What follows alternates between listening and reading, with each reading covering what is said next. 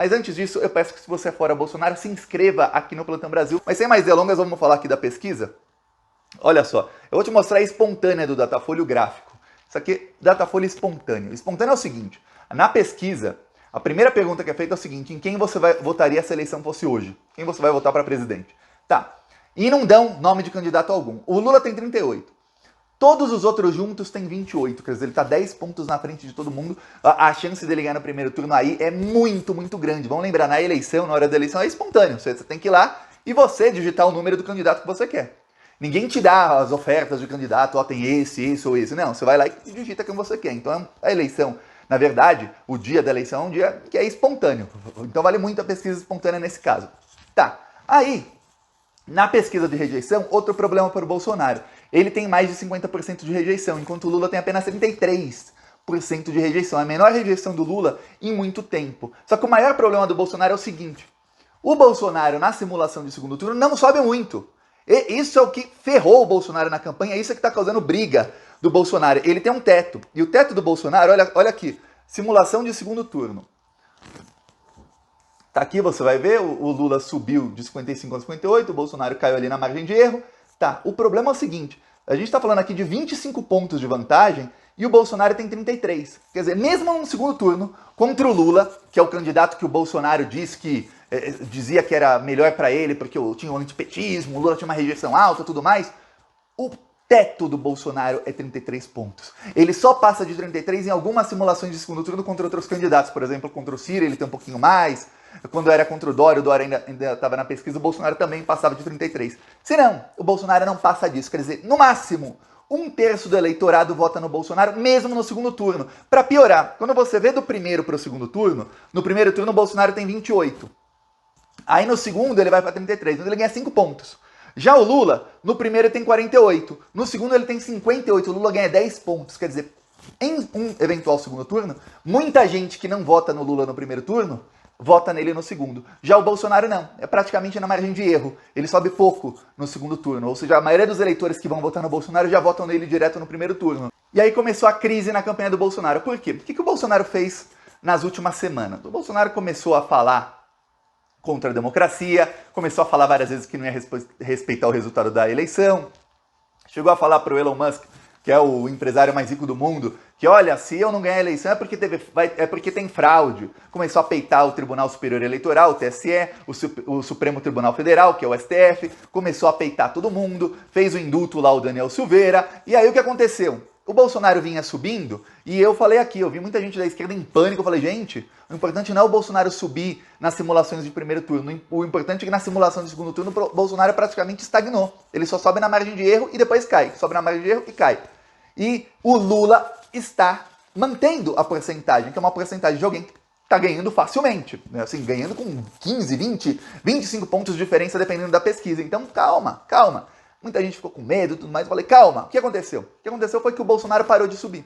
E aí o pessoal da ala política do Bolsonaro começou a atribuir isso à estratégia do Carlos Bolsonaro. Porque quando o Bolsonaro dá o indulto ao Daniel Silveira, e aí saiu a notícia hoje de que quando o Bolsonaro fez o indulto ao Daniel Silveira, ele atropelou todos os procedimentos jurídicos da Advocacia Geral da União. Quer dizer, ele simplesmente quis fazer aquilo, ponto final, acabou. Quando ele faz isso, eu te pergunto, você acha que isso é o tipo de atitude que o Carlos Bolsonaro iria aplaudir? Ou é o tipo de atitude que o Valdemar da Costa Neto, o Arthur Lira e a ala política que está com o Bolsonaro iria aplaudir? Pois bem, Carlos, quando o Bolsonaro começa a falar de golpe, falar que talvez não tenha eleição, ele falou isso essa semana de novo, talvez não vai ter eleição, tudo mais, isso é o tipo de atitude que o Carlos Bolsonaro fica feliz? Ou o tipo de atitude que o Valdemar da Costa Neto apoia? Pois bem, o Carlos de novo. E o que acontece? O Bolsonaro ouvindo o Carlos, ele começou a estagnar. Vamos lembrar, os analistas lá do outro lado, tanto os da grande mídia que embarcou no bolsonarismo, quanto os bolsonaristas mesmo, eles não têm o raciocínio, porque eles estão cegos de ódio pelo Lula, estão cegos também pelo dinheiro que está entrando na conta deles, e eles não têm esse raciocínio que eu te falei aqui, olha, o Bolsonaro subiu porque o Sérgio Moro saiu da pesquisa. O Sérgio Moro tinha 9 pontos, o Bolsonaro subiu 6, 7. Ele absorveu votos do Sérgio Moro, que são votos de extrema-direita. Sérgio Moro é extrema-direita. Os analistas da grande mídia não consideram o Sérgio Moro extrema-direita, eles consideram o Sérgio Moro como centro. Sérgio Moro, aquele que queria aprovar uma lei para policial poder matar sem ser preso. Esse Sérgio Moro, o que prendeu sem provas, o que torturou, o que ajudou a matar o reitor lá da universidade, enfim, que desgraçou a vida de tanta gente. Esse que foi ministro do Bolsonaro e que, como ministro do Bolsonaro, convocou o porteiro do condomínio do Bolsonaro para que ele mudasse o depoimento e tirasse o Bolsonaro do caso Marielle. Lembra disso? A mídia, por considerá-lo de centro, não entendeu que, nossa, o Sérgio Moro tinha 9 pontos, quando ele sai da pesquisa o Bolsonaro sobe 5, 6, 7. Os bolsonaristas também não. Aí eles atribuem essa estagnação do Bolsonaro ao fato de que o Bolsonaro começou a fazer o que o Carlos manda e não o que os políticos mandam. Então, a ala política viu aí como a oportunidade perfeita, e parte é por causa disso mesmo, mas a ala política viu a oportunidade perfeita para falar pro Bolsonaro, ó, você tem que cortar o seu filho, corta mais as asinhas dele, não tá dando certo. A estratégia dele, qualquer que seja, não dá certo. Aí o Bolsonaro, o que o Bolsonaro segue repetindo pra ala política? Não, mas quando chega perto da eleição, ele faz bombar as redes sociais e ele ganha a eleição nas redes sociais. Só que tem uma coisa, que começaram a falar pro Bolsonaro, pro Jair. É o seguinte, ô Jair, o seu filho Carluxo, ele tem a máquina pública nas mãos.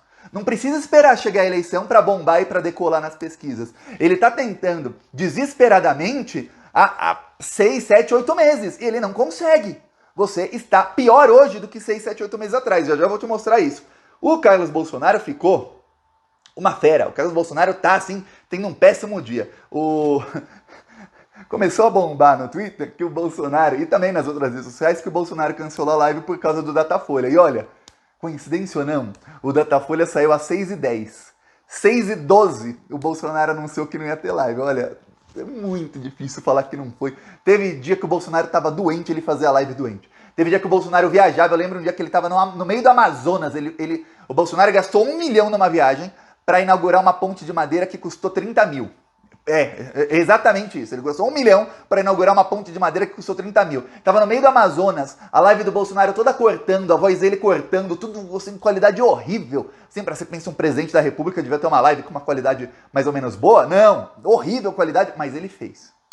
Agora não. Agora ele falou, não, é que eu vou viajar, tá, você vai viajar na hora da live. E o avião presidencial não tem internet para fazer a live. Me engana que eu gosto. Até eu, Thiago, já viajei na Aeroméxico e a internet é boa. Se eu quisesse eu fazia a live durante o voo. O Bolsonaro não tem. Claro que não foi o Datafolha, não. Aí o Carlos Bolsonaro sentiu e publicou isso aqui, ó, no Twitter dele, ó. Quem quiser pausa aí para ler, ele disse, ele cancelou a live. Não há limites para o mau caratismo e desinformação. A live será hoje, sexta-feira, às 19 horas, como já aconteceu outras vezes.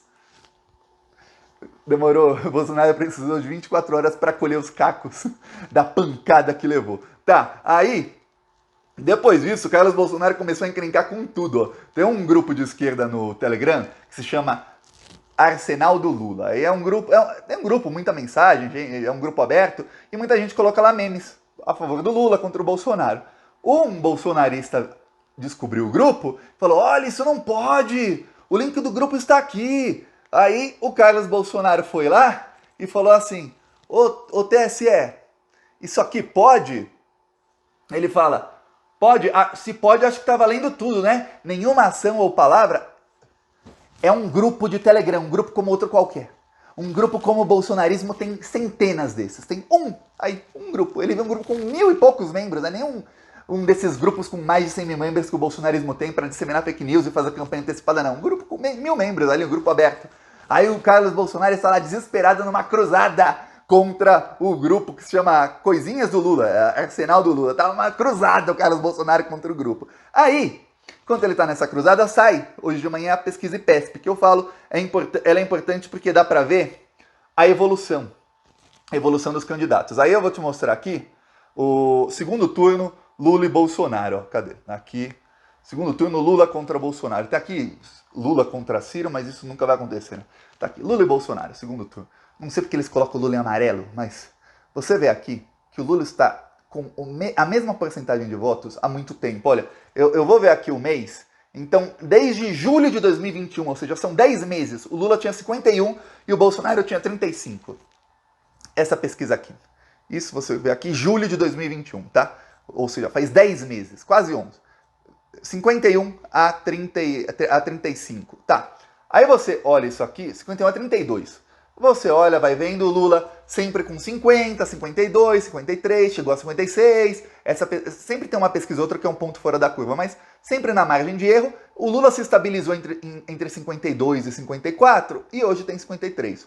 O Bolsonaro se estabilizou entre 30 e 33, aí depois que o Sérgio Moro saiu da disputa, ele foi para 34 e hoje ele tem 35. É isso, a diferença permanece praticamente a mesma e tem um problema. Você fala, Thiago, mas o Bolsonaro chegou até 30, hoje tem 35. Mas aí eu vou te falar uma coisa, que é o que está colocando um desespero, batendo desespero na campanha do Bolsonaro. Essa aqui é a simulação de primeiro turno, tá? Da IPESP. É como eu falo, a pesquisa IPESP, ela não é a pesquisa mais exata, como é o Datafolha, o IPEC, ou até a da Genial. Mas a pesquisa IPESP, ela é até feita por telefone, por isso não é tão exata. Ela é para você ver tendências. Você vê tendência porque ela é feita toda semana, então você sabe a tendência. Nós venceremos. Falou.